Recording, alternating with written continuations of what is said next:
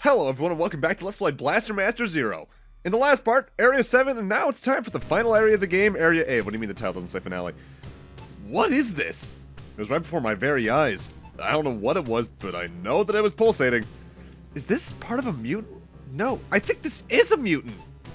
Wait, are you saying that we're inside that gigantic mutant's body? I wish we weren't, but it looks to be the case. This looks bad. Don't worry, doesn't matter what we are, where we are, as long as we stick together. Jason, yeah, you're absolutely right. I have no idea what could be looking ahead, so we need to be super careful. Area 8 is arguably the most straight shot area in the game. I only say arguably because technically speaking, Area 7 was just about as much so. The main gimmick with this area is these giant green blocks. They're destructible with your beam. Some of them contain little weird orb enemies that will home in on you. But otherwise, it's just a lot of platform we're about to go through.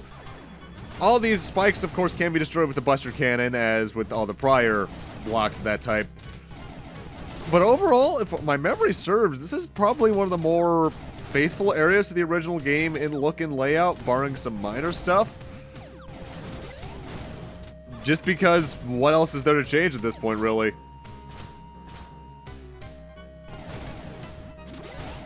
Not a fan of this musical track, though. It's a bit too slow for my tastes. Being the final area, though, they have us go through just about every gimmick in the game, barring ice, even some underwater stuff, which I'm just now realizing if this is supposed to be inside, we're basically running through that thing's stomach acid and intestinal fluid, and that is disgusting. Ew. All the enemies here are more powerful versions of everything we've already seen, though, including these enemies all the way back from Area 1. Though, honestly, still the most annoying enemy type is probably this weird little thing that spits out 3 flies, which is kind of a spin-off of something that we saw back in Area 5, I believe, which spat out like 3 little shrimp enemies. But it's just more annoying here because these enemies fly around and they take more than one hit. Well, except for charge shots. Barring the original charge shot type. Come on, I know you're coming.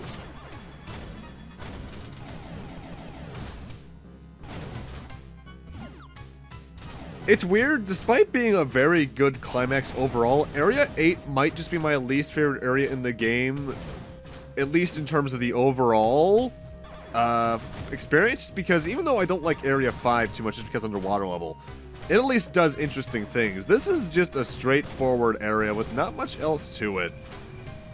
It's still fun, don't get me wrong, but in terms of the overall experience, it's definitely the blandest area of the game.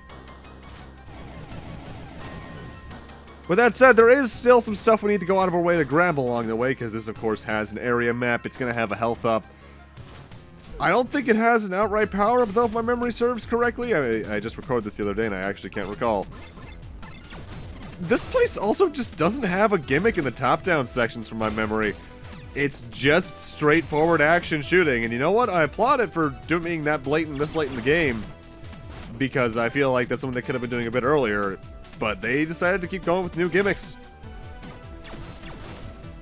With that said, like Area 7, the lightning ability from the blaster rifle is still going to be your overall best weapon going forward. Just because it's going to be what helps you out the most. I don't know why I'm walking backwards. Also similarly to Area 7, Area 8's a very good place just to use the dummy turret sub-weapon for Jason. Just because there's going to be still a lot of enemies in your way. Although, oddly, I think the final dungeon in Area 7 has more enemies than the final dungeon of Area 8, depending on how you go about it. I'll go more over that when we get to that point. It's just a really odd method of how they went about that final area. Also, I want to say this area is the first time we've seen that particular enemy I just destroyed since, like, Area 1. Odd, given I figured that the turret-type enemies would be, like, a favorite of the game, but they aren't used too much in this game.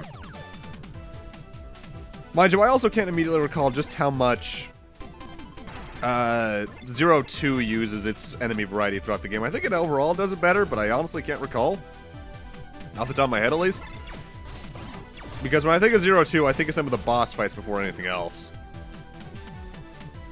Ultimately, the only reason I go for the maps in this LP is that first off, they're required for 100%. It's kind of a big one.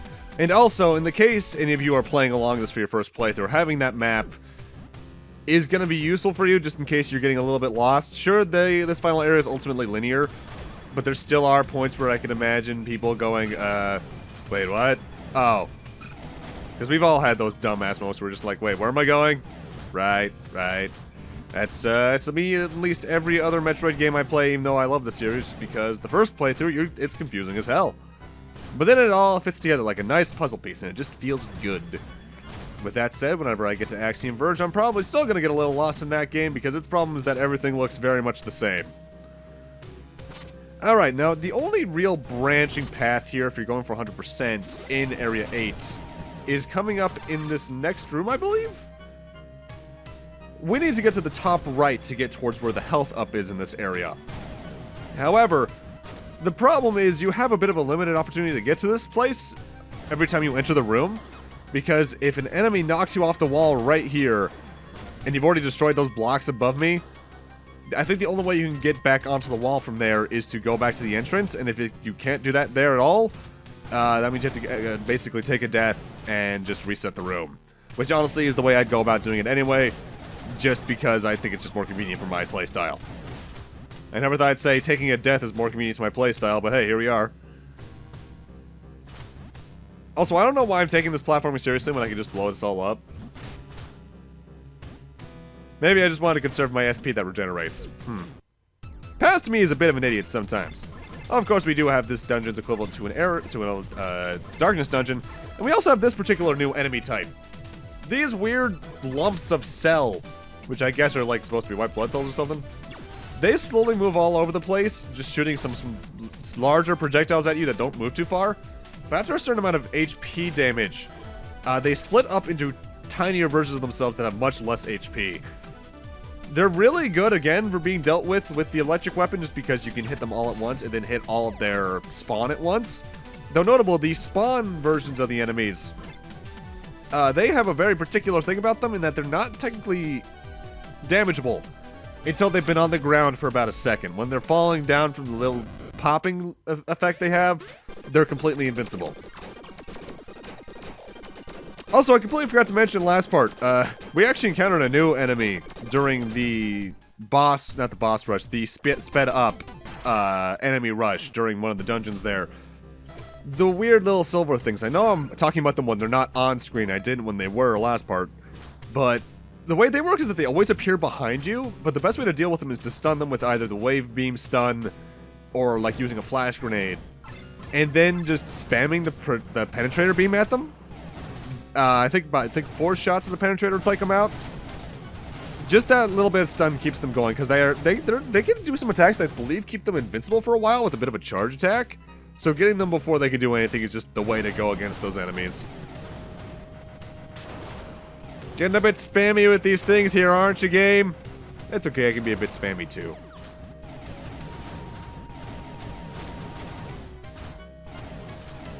Something I do like, though, about this game's power creep and how it makes you feel more powerful throughout is that even the ability to just cling onto walls like that gives you the greatest rush of satisfaction to your brain hole.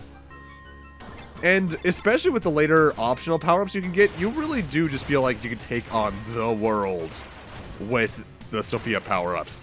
The Jason power-ups less so, but that's also just because you're a man with a mission at that point. You're just that. Sure, you got a super cool weapon by your side, but it's just that. It's just the weapon. Alright, we've got a little bit of a branching path here, but I'm just going to go the way we need to go. But we are coming up on a required branching path. There's going to be a path to the east and the west. The east is where our goal is, but there's a shutter over there completely blocking our access. So we need to go find a key to, open the shutter. No, it's been a while since I last used a key. It's been since Area 4? No. Yes, Area 4. But it's back here for Area 8. Been underutilized throughout the game, that key mechanic, and it's odd because there's even an element on the HUD for it, but I guess they just realized it's probably one of those things they had in early development. It was like, you know what, we should probably just have this. Am I completely ignoring something that happens later in the game? Yes, I am. Shut up, let me keep things suspenseful. I will say the lightning gun's a bit iffy on when its range decides to hit another enemy or not. Sometimes it can hit something from almost across the entire room. But if it's just slightly off screen, it won't hit. Sometimes it does hit things off screen. It's weird. I don't quite understand why it does that, but it does. To an extent, though, I'm kind of shocked they have some of the top-down sections like this still be, like, full-out dungeons this late in the game. Because I would have figured by late game they would have just started doing what they did for the hard shell area. And have more areas that are just a straight-up boss fight with nothing else to it. Or maybe even 1 or 2 boss fights. Because that feels more like a climactic final area kind of dungeon to do, if that makes sense. We are coming up on the boss fight of this particular one, though, and it's an interesting one. This is, I believe, the Antibody Cell. It's basically a white blood cell. This thing's going to surround itself in, I think, 8 or so red cells that act as a shield that it'll expand outwards from itself just to do some damage. I think they can fire some projectiles, but the lightning weapon takes care of them really quickly. The biggest threat those things will actually pose is there's an attack this thing will do where it'll go to the middle of either the left or right side and then dash across the stage. And I believe it expands those out to its furthest like that, just making it a giant walking hitbox at that point. Actually, it's about to do it right now. It doesn't have much in the way of projectile attacks, so if you take care of the red cells, they can't really do much to you. But if you're not careful, that fight can still cause some problems, especially if you're already low on HP when you enter it. And for beating it, we get the key we need. Key 2. Opens the shutter somewhere in the mutant's inner body area. You know, saying that this is a giant inner body makes me realize everything we're walking on is probably incredibly damp, and that's disgusting. Though when I think of that kind of area aesthetic, I think immediately of the final area of the first Devil May Cry. It's just what that kind of sense gives me. Final area was weird. Kind of came out of nowhere. And I think almost every Devil May Cry game has tried to do something like it since. Let's see, 2 kind of did, 3 definitely did, but in fact you're even inside a giant demon whale at one point in that game. 4 didn't really do anything like that now that I think about it. Half of 5 you were going around a giant demon whatever the hell that was, so I guess it had something like it. And hopefully one day I'll be able to say Devil May Cry 6 did. I think they'll do a Devil May Cry 6 sooner than either the break between 4 and 5, though. Just have a feeling in my gut. There, though, is our final destination, not the bad movie franchise. I just confirmed that the Mutant Lord's through here. Jason, this... Yeah, this is the moment of truth. I'll be counting on you, Eve. Come on, no doom and gloom faces now. I'm gonna take this thing down. You should be on your guard, too. Never know what might show up here. Yeah, I'll do that. Promise me you'll come back, okay? You got it. I promise. Well, here I go. The final dungeon is weird. What it essentially is a giant amount of branching paths that all culminate at the final boss. But each path has a completely different set of enemies. The best way I can compare it is the normal type gym, Norman's gym in, I forget the name of the city, in Pokemon Gen 3. Some of them are just rooms that have restock stations. Some of them are just enemies. Some of them are enemy rushes, not too dissimilar to the the enemy rushes that are bosses at the end of some sub-dungeons. Like I think I'm about to enter one right now. And honestly, I don't think I've ever seen every room in here. I don't think there's any outright boss refights in here. But there's definitely some good enemy variety. Kind of a weird choice for a final dungeon, so to speak. And here's our final restock station and our final checkpoint.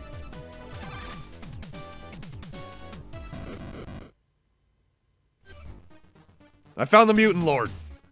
This feels completely different from the other mutants. My sense of danger is completely off the charts right now. Be careful, Jay. Jason, what's happening? Eve? Crap, the transmission's dead. Is the Mutant Lord causing this? I'm so worried about Eve and Fred, but there's only one thing to do now. It's you and me now, Mutant Lord. I'm gonna put an end to this. Alright, the Mutant Lord, or the Galaxy Master, has only really one attack where he tries to throw a giant whip at you from either his left or right hand. Which direction depends on which direction he's facing. The way to dodge that is to head to the opposite side of him. So if he's heading it with his left hand, head to the right, and if he's using his right hand, head to the left. Or essentially just head to whatever opposite direction the orb is on. At that point, though, you can just get him into a very easy lock with like the diffuser blast and then a grenade and just do a lot of damage really quickly. I don't recommend using the remote blast sub-weapon here, though. Save that for the next 3 or 4 minutes of gameplay. Compared even to the original version of this fight, this is very, very easy. But of course, being the final boss, we're not done yet. It's no use, I can't get the transmission working. Please be safe, Jason. What's this? Some kind of mutant? It's the same as the Mutant Lord. No, it's even stronger? No way. This can't be happening. The sheer power of this thing's so overwhelming. Not to mention its new form. Is this the Mutant Lord's true form? The one that possesses intelligence? Even if it is, I can't lose now. I gotta protect the Earth and Eve. Alright. The ultimate Metafight, that's the Japanese name of the original game, the multi-dimensional Overlord. This thing has attacks completely dependent on what color it is. When it's red, he's gonna try and throw a bunch of spikes at you from the floor. The best way to dodge that is just to walk around. It can turn kind of a yellowy orange, in which case it's going to do a bunch of shockwaves. I believe this thing is also completely invincible to certain weapons during certain phases. When it's green, it's going to go to the center of the screen and create 4 meteorites that go to the 4 corners and then rotate around, growing larger as it rotates. Best way to take care of this attack is actually to use the turn, in which case it'll actually stand right on top of it and take a lot of damage. And then there's a blue phase where it'll cause some blue... It'll spawn some blue spikes directly in front of it in a few different locations across the room. Which, if you don't leave alone, if you don't destroy them, I believe they explode. But honestly, that's probably the rarest attack it has. I think I've only seen it use it a handful of times. If you use the turret effectively, this phase is pretty easy, but it's a fun kind of fight all the same. Good pattern recognition, the green attack's pretty hard to dodge all the same. It's a good final boss. Eve! Eve, can you hear me? Jason! Yes, I can hear you. Thank goodness you're safe. Somehow, yeah. I got so worried when the comms went down, but it looks like you're alright too. Phew, what a relief. Yeah, Sophia was a huge help. So, is the Mutant Lord... Yeah, somehow I was able to defeat it, I think. I saw it destroyed right before my eyes, so I certainly hope that's the end of it. Just in case, can you do a scan and make sure you don't pick up anything that resembles it? Just as I thought? Well then. Eve? Something wrong? No, it's nothing. There's no trace of the Mutant Lord here anymore. I see. That means our battle with the mutants is over. Yeah, it sure is. You saved this planet, Jason. Not quite. We saved it. You, me, Fred, and Sophia too. I never could have done it by myself. I'm happy to hear you say that. But that was our mission, so that means... Eve. It looks like Sophia found a route back to the surface, Jason. We can leave when you get back. I'll be waiting for you. Got it. I'm on my way now. It's so beautiful. Yeah. We returned to the surface shortly after nightfall. There were countless stars in the sky shining their brilliant light down upon us. Well, I guess I should be on my way. You're leaving already? You should relax a bit more. No can do. While I do that, there could be mutants causing havoc somewhere out there. That's why I have to go. It's my mission and the reason I was created, after all. Also, I'm gonna leave Fred with you. I'm actually not supposed to do that, but I want you to think of me leaving Fred with you as my way of saying thanks. Fred, make sure you behave and listen to what Jason says, okay? Ribbit, ribbit. Eve. Thank you for everything, Jason. From the time you found me, all the way up until now, just like you did for me, I want to help someone else in need. That's why I need to go. Eve, I'll never forget you. I truly believe we'll meet again someday. Jason, yeah, for sure. I'll be waiting for that day.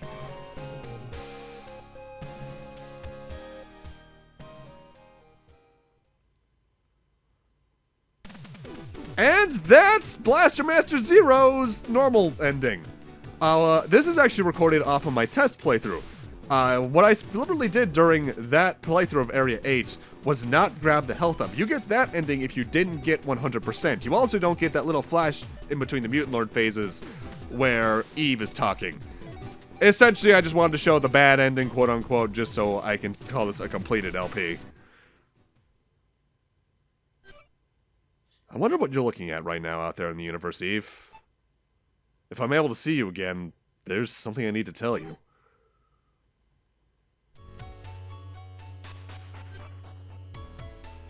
Maybe if we just had some equipment or data, maybe things would have turned out differently. No, it wouldn't have changed anything. I just couldn't bear to involve him any further in all this. The mutant core. We have no information, and no one has ever seen it before. What we do know is that it possesses a power far greater than that of the Mutant Lord. As long as the core still remains, the Earth won't be safe from its inevitable ruin. But Sophia's no match for it, so this is all that we can do right now. I'm sorry, Jason. I'm gonna protect this planet. And you. Now to flip Sophia 3's Sophia self-destruct switch. At that point, you're booted back to the title screen. With that, let's head to the true playthrough's ending after I've beaten the Mutant Lord with 100%. Eve, can you hear me? Jason, yes, I can hear you. Thank goodness you're safe. Somehow, yeah. I got so worried when the comms went down, but it looks like you're all right too. Phew, what a relief. Yeah, Sophia was a huge help. So was the Mutant Lord... Yeah, somehow I was able to defeat it. Yeah, I think. I saw it destroyed right before my eyes, so I certainly hope that's the end of it. Just in case, can you do a scan to make sure you don't pick up anything that resembles it? Just as I thought. Well then. Eve? Something wrong? No, it's nothing. There's no trace of the Mutant Lord here anymore. I see. Well, that means our battle with the mutants is over. Yeah, it sure is. You saved this planet, Jason. Not quite. We saved it. You, me, Fred, and Sophia, too. I never could have done it by myself. I'm happy to hear you say that. But that was our mission. So that means... Eve. It looks like Sophia found a route back to the surface, Jason. We can leave when you get back. I'll be waiting for you. Got it. I'm on my way now. It's beautiful. Yeah, it sure is. You're welcome back to the surface by a night sky filled with countless glistening stars. Thank you for everything, Jason. I'm here now because you saved me and were there for me. I just did what I thought was right, but I'm happy that meant I was able to help you out. Yeah, you've done more for me than I could ever ask you for, which is why I can't ask you to do any more than I already have. Eve? Suddenly, I felt a very warm, tender feeling. That was Eve hugging me tightly, although it took me a little while to fully understand why. Jason, I have to go so that I can protect you and this planet. Eve, what are you... What? It felt like the energy was being suddenly sapped from my body. My vision got all hazy. I could barely stand up. What's going on? I don't understand. Don't worry, you'll only be unconscious for a little while. What are you talking about? Why? Everything quickly grew dim. My body was so warm, and before I knew it, I completely lost consciousness. The last thing I saw was that, for the first time, Eve looked like she was about to cry. I'm so sorry. I knew you would have helped me if I asked, I'm sure of that. But this mutant core, we know nothing about it and I've never even come to face with it. Based on the readings I have, I can't guarantee that even Sophia being fully powered up like this stands a chance against it. I couldn't bear the thought of dragging you into battle against something that dangerous. I know I'm being completely selfish, but this is something I must do. I'm heading out, Jason.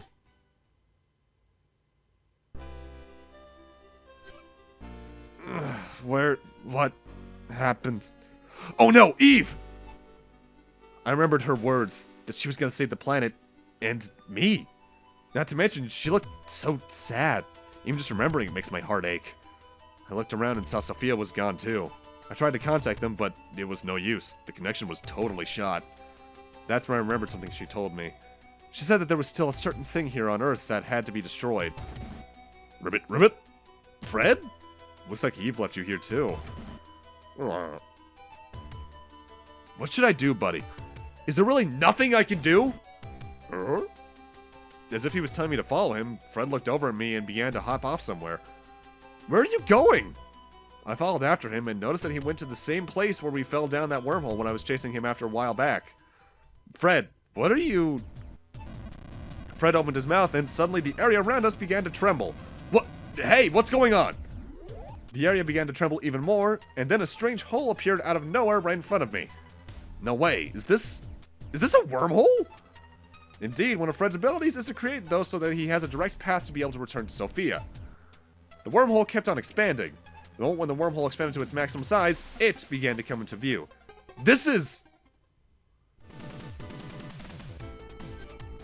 It looks like Sophia, but something is different.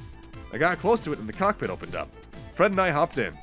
This one's called Sophia Zero. Is it some kind of upgraded version? Its abilities and weaponry seem even more powerful than Sophia 3's. At its core, though, it seems to be the same as Sophia 3. So in that case, if I just take out my blaster rifle... Blaster rifle authentication complete. Switching from autopilot to manual operation. Alright, here we go. What's this? A message? Ah, I see, so that's how it is. Alright, I know what I have to do. Fred, can you open up another wormhole and get me to where Sophia and Eve are located? We have no time to waste. Grow? I'm counting on you, buddy. Eve, please be safe. But with that, and us accessing the Zero exclusive Area 9, I'm gonna need to end this off here. Thank you guys for watching, and in Part 9, Endgame. See you guys then.